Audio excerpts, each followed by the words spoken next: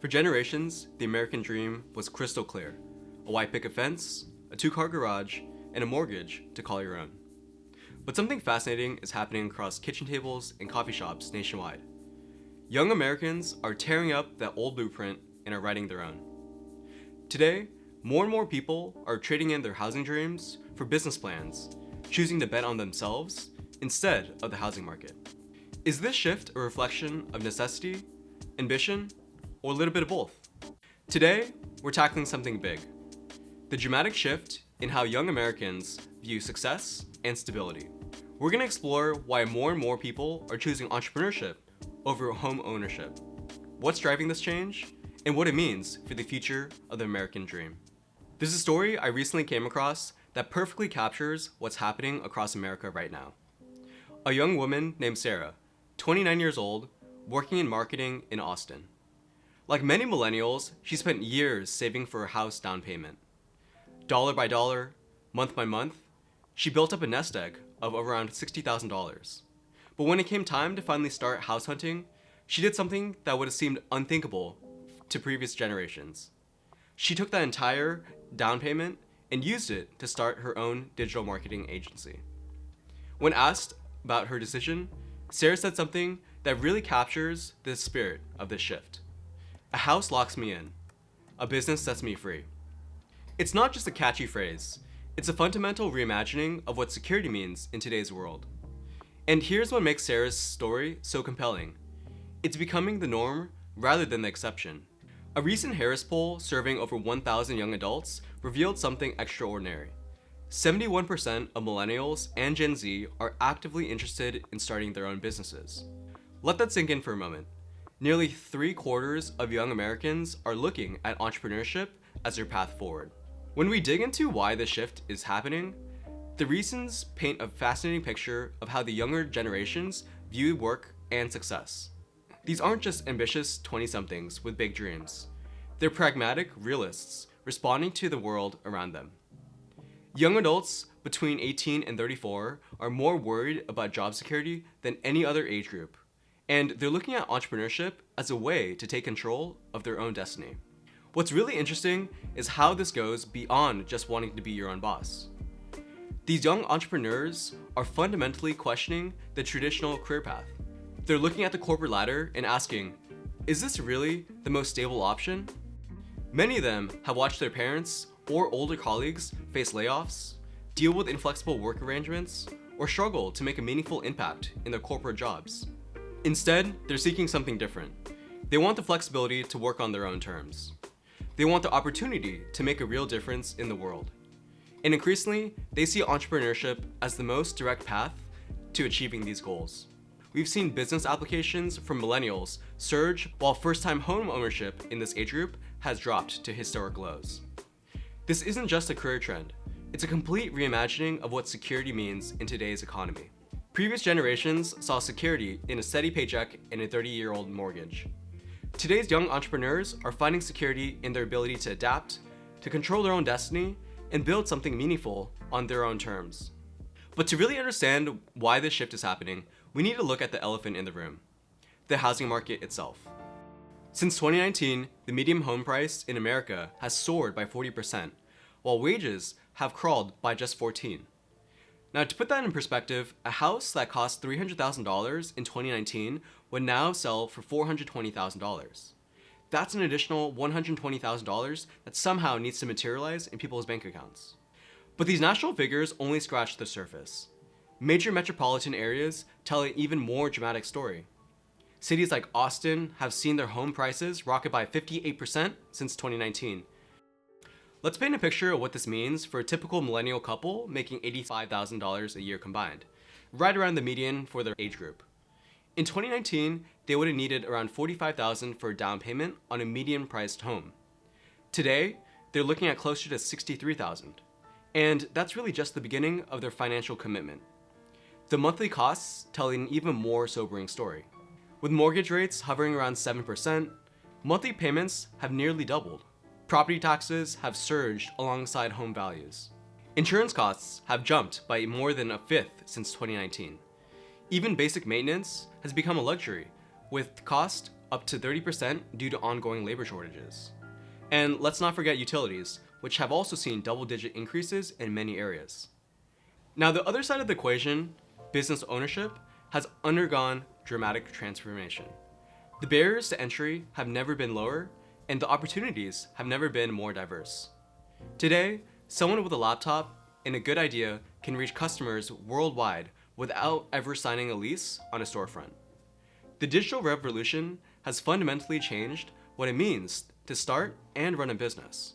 Think about this. Just a decade ago, starting a business meant taking out substantial loans, signing commercial leases, and hiring employees from day one. Now, successful businesses often start as side hustles, growing organically with minimal initial investment. This test and learn approach has revolutionized entrepreneurship, allowing people to validate their ideas before going all in with their savings. Millennial and Gen Z are the most optimistic generation when it comes to starting a company, and they just may be best positioned to develop a small business. Considered to be digital natives, technology has always been a natural part of their daily lives. So they are no strangers to the power of the internet. An even more critical component is that they are changing what it means to be in business. Gen Z is redefining the idea of work hustle in and outside of the office, with 48% of Gen Zers having numerous side hustles and 62% indicating that they've started or intend to start their own business. Now, the numbers here tell an inspiring story. While a home down payment in most markets would set you back around $60,000 or more, many successful small businesses start with only around $15,000. Digital businesses often require even less capital. Some entrepreneurs launch with less than $5,000 and grow from there. What's even more encouraging is that the first-year survival rates for new businesses have actually improved, reaching 82% in recent studies. Now, let me share my perspective on home ownership as a 27-year-old professional straddling the millennial Gen Z divide. After 5 years in the workforce, I've given serious thought about buying a home, but 3 major factors have led me to hold off. First, there's the financial reality. Housing prices are at historic highs, and it's not just about the large upfront investment. It's also about opportunity cost. The stock market has been offering compelling returns, with S&P 500 up 23% in 2024, and the Nasdaq performing even better at nearly 29%. My recent move from California to New York really drives home the second point. Flexibility is incredibly valuable right now. Renting gives me the option and freedom to pursue opportunities across the country without being tied down to property ownership. Now, that kind of mobility would have been much more complicated if I had owned a home. The third factor challenges the conventional wisdom about home ownership building wealth. I find myself agreeing with Robert Kiyosaki's perspective from Rich Dad Poor Dad. As I said, your house is not an asset. A personal residence isn't truly an asset, but rather a liability. Why? Because instead of generating income, it consistently demands money through mortgages, utilities, taxes, and maintenance. Instead, I'm focusing my energy on building actual assets, specifically a business with exponential growth potential. While our day jobs exchange time for money, a business can even grow when we're not actively working. That's precisely why I'm developing this channel. Like many others, I'm pursuing entrepreneurship as a path to financial independence. What we're witnessing isn't just a practical response to housing costs. It's a fundamental reimagining of what security and success looks like in modern America. The traditional makers of stability, home ownership, a steady job, a predictable career path, are being replaced by different values altogether. Today's young professionals are increasingly prioritizing flexibility, control over their own time, and the ability to adapt quickly to changing circumstances. The rise of remote work has been a major catalyst in this entire transformation. When you can work from anywhere, the idea of being tied to a 30-year-old mortgage in one location becomes less appealing. Social media has played a role too, exposing people to entrepreneurial success stories and alternative lifestyle choices that previous generations couldn't have imagined. This shift in thinking goes beyond career choices. It represents a broader questioning of conventional wisdom about what makes a successful life. Previous generations might have seen home ownership as the ultimate sign of having made it, but today's young Americans are more likely to measure their success by their degree of autonomy and their impact in the world. The most fascinating aspect of this transformation is how it's affecting people's relationship with risk-taking. Conventional wisdom has always held that starting a business is risky while buying a home is safe. But many young Americans are turning this notion on its head. They're beginning to see that betting on themselves as potentially safer than betting on the housing market. After all, you can't get laid off from the business you own, and your earning potential isn't capped by someone else's decisions. We're also seeing a different approach to work-life integration. Rather than striving for work-life balance in a traditional sense, many new entrepreneurs are creating businesses that align with their personal values and lifestyle goals. They're not just building companies, they're building lives that make sense for them. When millions of young Americans choose business ownership over home ownership, it creates waves throughout the entire economy. Traditional lenders are seeing a shift in how their services are being used. Instead of applying for mortgages, young professionals are seeking business loans or lines of credit. This has prompted many banks to revamp their small business services, creating more flexible lending options tailored to this new generation of entrepreneurs. Real estate markets are feeling the impact too. In some cities, we're seeing a notable shift in who's buying homes. Instead of young families, it's increasingly investors and established business owners who are driving the market. This has led to some interesting developments in rental properties, with more luxury apartments and flexible living spaces being built to accommodate this new generation of business-focused individuals. But perhaps the most significant economic impact is what's happening at the local level. When someone starts a business, instead of buying a home, they often end up creating jobs in their community. This shift isn't just changing economic patterns, it's reshaping how communities form and function.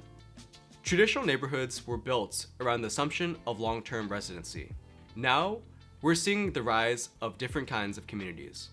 Co-working spaces have become the new community centers. Business incubators are now the new block parties. People are finding their tribes through shared entrepreneurial interests rather than shared zip codes.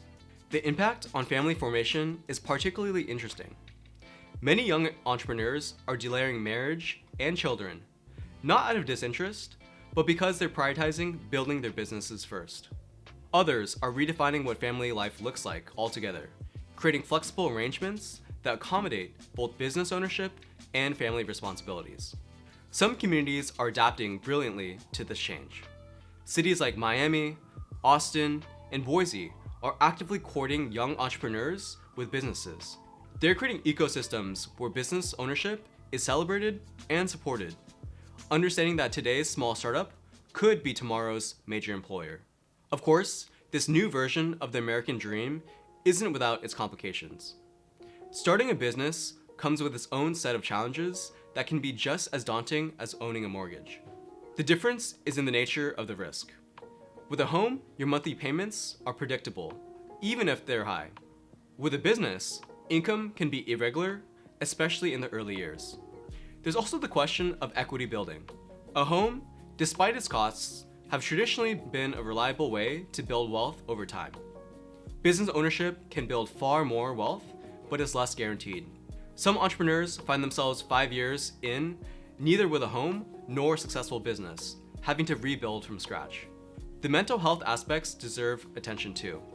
Running a business can be incredibly stressful, with responsibilities that extend far beyond those of a homeowner. The pressure of making payroll, dealing with customers, and staying competitive can be overwhelming. Yet many young entrepreneurs say that they still prefer this stress to the anxiety of being trapped in a job that they hate just to pay a mortgage. So, where is this all heading? The science suggests this isn't just a temporary trend, but a fundamental restructuring of the American dream. Traditional home ownership isn't going away, but it's becoming one path among many rather than the default option it once was. We're likely to see more hybrid models emerging. Some entrepreneurs are finding creative ways to combine both home ownership with property investment, like buying buildings that can serve as both business locations and potential future homes. Others are forming cooperatives, pooling in resources to buy property together while maintaining individual business ownership. The policy implications are significant. Local governments are already beginning to adapt, creating new zoning laws that better accommodate home-based businesses and mixed-use spaces. Financial institutions are developing new products that recognize business equity as a form of wealth building, similar to home equity. It's worth reflecting on what this shift tells us about the evolution of American aspirations. The dream was never really about the house itself. It was about security, freedom, and the ability to build a better life. For many young Americans today, that dream is more likely to be realized through business ownership than home ownership. This isn't a story of giving up on the American dream. It's a story of reimagining it for a new era. Whether this new path proves more successful than the traditional route still remains to be seen. But one thing is clear: the entrepreneurial spirit that has always been at the heart of the American dream is alive and well. It's just finding new ways to express itself.